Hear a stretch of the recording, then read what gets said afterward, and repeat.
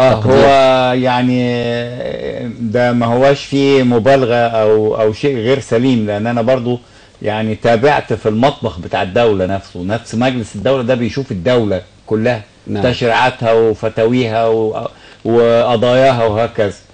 فانا اقدر اقول لك ان كان بتدار هذه الدولة كعزبة خاصة، وتدار بمراكز قوة لا تزيد عن 5 أفراد، هم الآتين هقولهم لك بقى: زكريا عزمي، صفوة الشريف، فتحي سرور، جمال الشاذلي قبل وفاته. وكان الأجهزة القمعية وأجهزة المخابرات والتجسس هي الأداة الرئيسية للقمع ولإزاحة الناس اللي هم غير مرغوب فيهم أو غير مطيعين أو لا يسمعوا الكلام بالمعنى البلدي العادي كده. وأما باقي الشعب المصري فقد أزيح تماما من الخريطة السياسية، لدرجة يمكن أنا أقول لك برضو أنه من وقت مثلا الخديوي إسماعيل كان في مصر وزارة، وكان في انتخابات لمجالس المديريات وانتخابات للعمد والمشايخ. ألغي هذا في عهد الرئيس السابق، وأصبح بيتم ده بالتعيين، ما فيش حاجة اسمها عمدة ولا شيخ بلد ينتخب. ثم كان في الجامعات مثلا بينتخب رؤساء الأقسام في الكليات بواسطة الأساتذة اللي موجودين فيها. ألغي هذا وأصبح يتم بالتعيين. رؤساء الجامعات كان بيتم اختيارهم من خلال ترشيح لمتعددين وبانتخابات بتتم من مجموع عمداء الكليات وهكذا. ألغي هذا. النقابات المهنية عطلت، نقابة المهندسين بقى لها دلوقتي بدأت يا عيني اليومين دول انها تبتدي تعمل انتخابات وكده، اوقفت الانتخابات ووضعت تحت الحراسة. النقابات الاخرى ايضا المهنية تم تعطيل الاداء بتاعها الديمقراطي بالانتخابات الحياة كلها توقفت، الحياة كلها السياسية توقفت، بقت إرادة رجل واحد هو الرئيس المخلوع. وكأنما هذه الإرادة هي إرادة إلهية، يقول للشيء كن فيكون بواسطة الأجهزة القمعية وأجهزة المباحث والمخابرات ووسائل الإعلام. وسائل الإعلام كانت تعمل ما يسمى بالوسائل القومية دي، كان وسائل رئاسية وحكومية ملاش علاقة بالشعب المصري، هي تعمل لدعم قرارات وتصرفات الرئيس. العجيب ان كل هذه الأجهزة وكل هذه المؤسسات تخلوا عنه، يعني باستثناء من لا يزالوا يزعمون ان بابا حسني لابد ان يحمل فوق الأكتاف يعني. فأنا عايز أشرك الأستاذ أيمن، يعني هل انت مع ولا ضد بابا حسني يعني؟ لا هو اكيد يعني اكيد انت تابعت احداث الثوره طبعا، وكانت العراق من اوائل الدول التي ثمنت هذه الثوره. انا اكيد يعني ضد الرئيس السابق حسني مبارك، خليني انا اسميه يعني بالمصطلح الرسمي الرئيس السابق. لا الرئيس السابق مبارك يعني. ونحن نستخدم هذا المصطلح يعني احتراما له كرئيس. لحاجه هذه الامه الى مصر. يعني نتكلم نعود إلى العراق، يعني ربما جرح العراق يعني هذا الجرح الكبير بحسب ذهنية العراقي أنه حسني مبارك كان جزء من هذا الأمر يعني. ولو كانت مصر بغير حسني مبارك لما حصل في العراق ما حصل يعني. هذا من جانب الآخر. أنا تاني معلش قول كده تاني. لو كان لمصر غير حسني مبارك في الفترة التي تم فيها غزو العراق لما حصل في العراق ما حصل. يعني لما وصلت القوات الأمريكية إلى العراق، ولما فتحت قناة السويس. يعني لماذا لم يقل هذا الكلام من قبل يا اخوانا؟ يعني لماذا؟ يعني حتى على مستوى القضية الفلسطينية كان يقال ان مصر هي الحارس الامين لهذه القضية. دلوقتي اختلف الامر، والكل الفلسطينيين بيقول لك انه حسني مبارك كان بيعتبر هذه القضية لقمة عيش بتأتي يعني بيتكسبوا من ورائها يعني. وايضا انت كمتحدث باسم العراق طبعا العراق كان بحاجة الى موقف مصر الممانع الى الدخول الامريكي الى العراق بهذه الطريقة. مصر الدولة الام يعني الدولة الكبيرة يعني. اذا ما حصل شيء يعني فاعين العرب جميع اعين العرب متجهة الى مصر الكبيرة. حسني مبارك بتقديرنا حيد يعني هذا الدور العظيم يعني لمصر. هو اضر بالوطن العربي مثلما اضر تضرب مصر. هذا الامر ثابت، ليس فيه نقاش بهذا. والان شوف حضرتك، انا هقول لك تعبير كنت دائما استخدمه في اي مناقشات بيني وبين زملائي. كنت دائما بقول انه هذا النظام بقيادة الرئيس السابق حسني مبارك كان يهتم بالشؤون الخارجية إلى أن وصل الحال إن مصر من جوه خربت. لما يكون عندك جار بتهتم بأمره لحد ما بيتك خرب. لا انا لا هو ده كان الحال في اذهاننا نحن المصريين. هو الخراب في الداخل وفي الخارج كمان. في الخارج بالعكس احنا كنا محتاجين الى طيب ما الذي حصل ما بعد الثوره الان؟ مصر بدات تهدد الان اسرائيل، حتى اذا او اظهرتها في بعض المظاهر انها الان تحسب لمصر 1000 حساب. 1000 حساب. هذا الاعتذار الذي حصل الى مصر ما بعد. هو كده ولا العكس؟ مصر التي اصبحت تهدد اسرائيل ولا العكس؟ لا، اسرائيل من يومين محركه سفينتين حربيتين على الحدود. هذا دليل ايش؟ هذا دليل خوف، هذا دليل تحرك مصر، دليل نهضة مصر من جديد. مصر دائما هي التي تلعب الادوار. هذا شوف انا بحكي فقط تعقيب كذلك على كلام المستشار. مصر يوصفها بالايكونومست. شوف هم ينظرون، هم يعرفون انه مصر سوف تتحرك. انا من اقصدهم، انا اقول الغرب وامريكا، العالم. الايكونومست بالشهر العاشر من 2010 كتبت مقال الطريق الطويل. كانوا راسمين حسني مبارك بزي فرعون وغائص في الصحراء.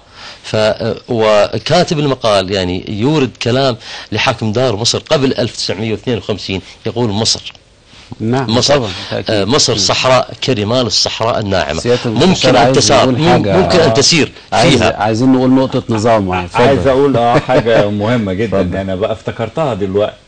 هو مش بس بقى السياسة الداخلية اللي بقى فيها رجل واحد هو ومعاه مجموعة مساعدين، مراكز قوة بتدير شؤون مصر وبتستولي على ثروتها القومية وبتستولي على السلطة فيها. لا، ده كمان من الناحيه الخارجيه. الكلام اللي كان بيقوله الاخ برضه من شويه، انا حضرت واقعه طريفه اقولها لك، ان وزير العدل كلمني في يوم وقال لي الرئيس عاوز يشوفك.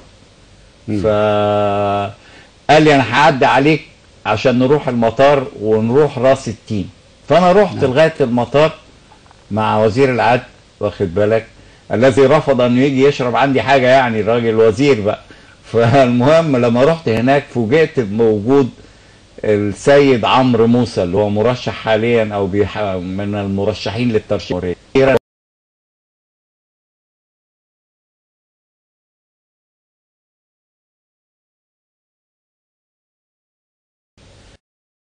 وركبنا طياره من بتوع رئاسه جنب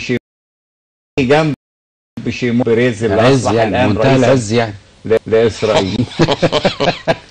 الطريف بقى ان دار بيننا حديث عن السلام، المفروض ان اسرائيل انها تفك العقد اللي موجوده دي وتعيد للفلسطينيين حقوقهم المشروعه سواء في القدس في الرجوع في الى اخره. هو كان تعليقه ان هم ماشيين في طريق السلام وانه جاي يقابل الرئيس مع وزير الخارجيه، كان قاعد مع وزير العدل في الركن وسايبيني انا جنب بيريز. فقال لي بس في حاجة غريبة جدا عايز اسألك عليها، انت ازاي هتمشي من رئاسة مجلس الدولة في السن الصغير ده؟ انا ما كنتش اعرف طبعا ان في قانون معمول بالمد السن وكلام من ده، وانا المفروض ما استفدش منه. كان هو يعلم باين، والله اعلم. قال لي ده الناس بتقعد بره، القضاة دول بيقعدوا لغاية سن 75 سنة، ازاي بيجرى لك كده؟ انا قلت والله انا مش فاهم، ما فيش قانون بيقول ان انا اقعد اكتر من السن ده. وذهبنا الى راس التين. في راس التين دي دخل بيريز ووزير الخارجية يقعدوا مع الرئيس السابق. معنى كده واحنا اتركنا بره لغاية لما يبقوا خلصوا نبتدي يشوفني الرئيس بقى مع وزير العدل المصري. وقتها كان بيديني وسام الجمهورية من الطبقة الاولى تكريما لخروجي انا في سن 60.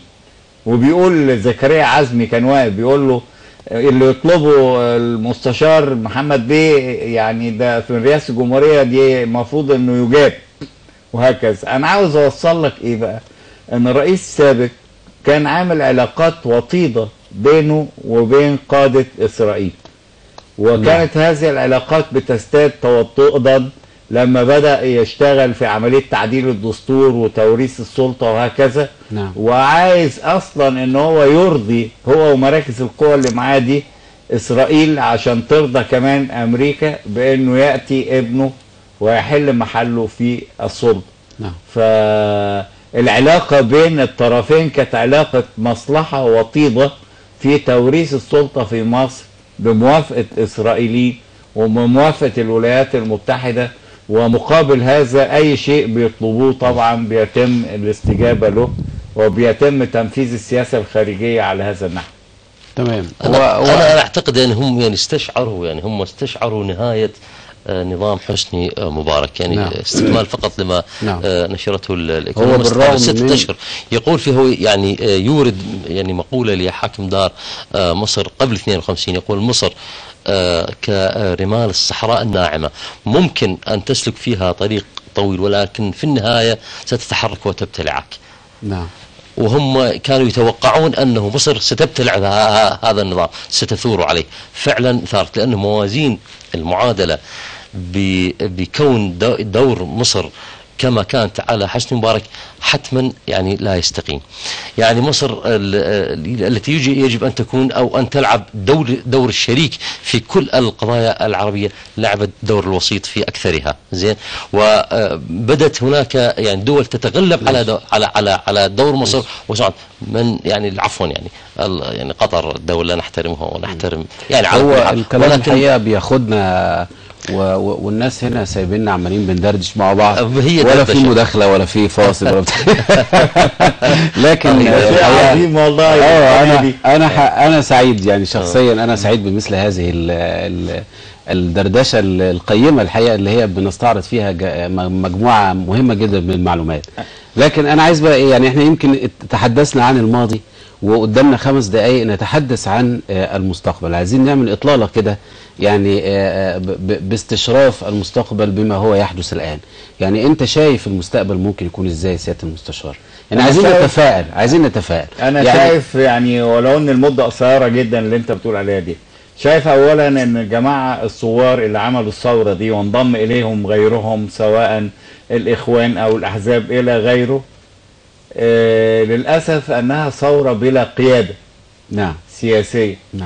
ونتج عن هذا ان يعني قبول للجيش ان يتبنى مبادئ هذه الثورة هو الذي يستطيع بالمجلس الاعلى العسكري ده انه يحول مطالب الناس في الثورة دي الى قوانين وتشريعات ومشروعات وافعال وهكذا مع الوزارة اللي موجودة.